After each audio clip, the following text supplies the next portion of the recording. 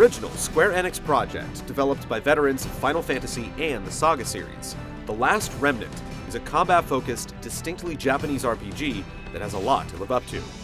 We've seen a number of Final Fantasies, but is this semi-experimental role-player destined to be the last?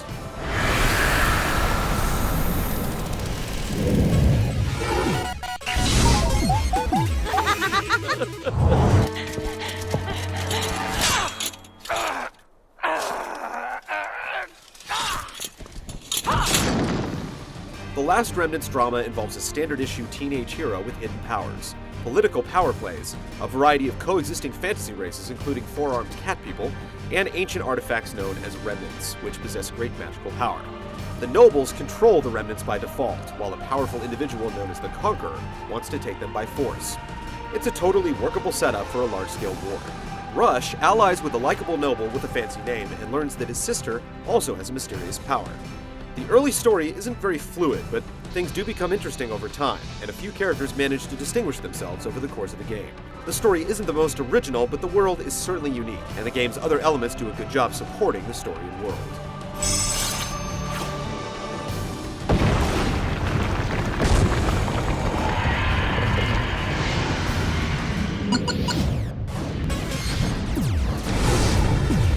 There are a number of features that set The Last Remnant apart from other RPGs. You command a small army rather than a group of individuals, and characters don't gain levels, instead having their health replenished after each battle. Rather than giving commands to individual units, you'll give orders to unions, groups of up to 5 characters that can take different formations for different effects on the battlefield. You determine what characters to place in your unions, grabbing leaders from guilds and recruiting generic soldiers to fill in the gaps. Formations are a further way to influence the outcome of battles, and it's a rewarding way to tweak the effectiveness of your unions in different situations. Depending on their overall performance, individuals may learn new skills during battle, or see their stats rise during the victory screen. The Last Remnant's combat is denser than similar games. With more characters involved, there are more chances to enjoy critical hits, dodges, and counterattacks. It makes for intense and compelling battles, but while quick camera cuts keep the pace from slacking, you'll still have to trade a little bit of extra time to appreciate the result. Areas have a large open field similar to the MMO-influenced Final Fantasy XII, while also giving you local and world maps that let you travel quickly to relevant locations. Simple tasks called guild quests don't have to be formally accepted, you simply claim your reward when you've met the requirements. More traditional quests will often warp you to the relevant location and send you back when you're done, making them easy to focus on and complete. Outfitting your army is also streamlined. Party members request materials they need to customize their gear after successful battles. The game also offers some non-linear exploration, letting you discover towns and other areas that aren't vital to the main story, but may offer their own unique weapons, side quests, and characters to recruit. The optional exploration can give knowledge of plot twists before they come up in the main story, and they do a lot to help flesh out the game's world. Completing the main quest in The Last Remnant takes some fortitude. It's a large game spread across 2 discs, so if you're looking for a lot of time per dollar, you could do a lot worse.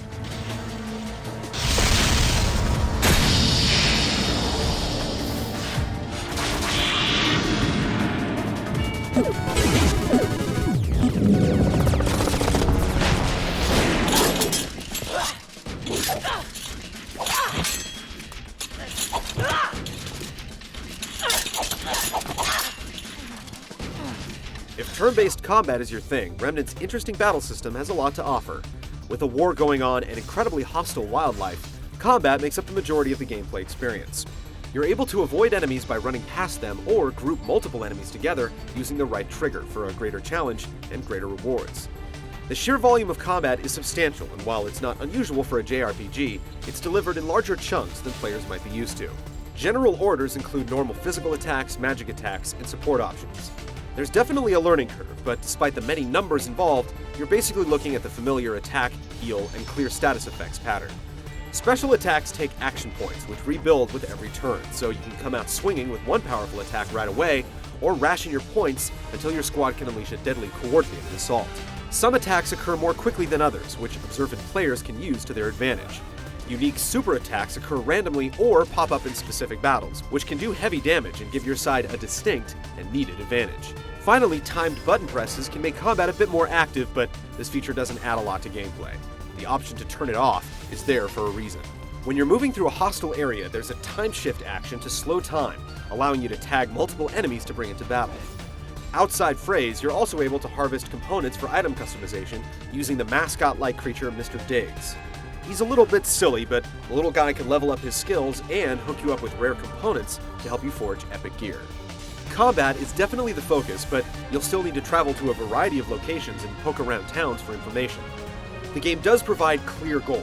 If you don't know what you're supposed to be doing in the story, you can always head to your castle headquarters for a quick mini briefing. The Last Remnant has a lot of depth, a nicely balanced risk-reward system, and presents a mean challenge. It's not a good starter RPG, but genre fans will feel rewarded.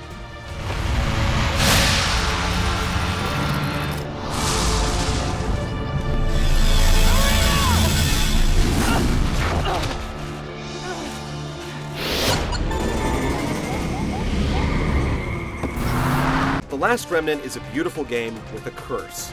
Gorgeous environments, detailed characters, battle animations that make you feel every impact of every hit, and elaborate enemy designs all suffer from inconsistent engine performance and glitchy textures. Things get choppy regularly. At least the stutters don't adversely affect the turn-based gameplay. Textures pop in and out constantly, and after a load, it can take a couple of seconds before the details emerge. It's distracting, there's no doubt about it. Voice performances range in quality, but are fitting and competent for the most part. The main character, unfortunately, isn't among the best, but we've definitely heard worse. It's useless. They don't get what we're saying. Music composition is excellent and varied, with several variations on the battle theme and appropriate background music for different locations.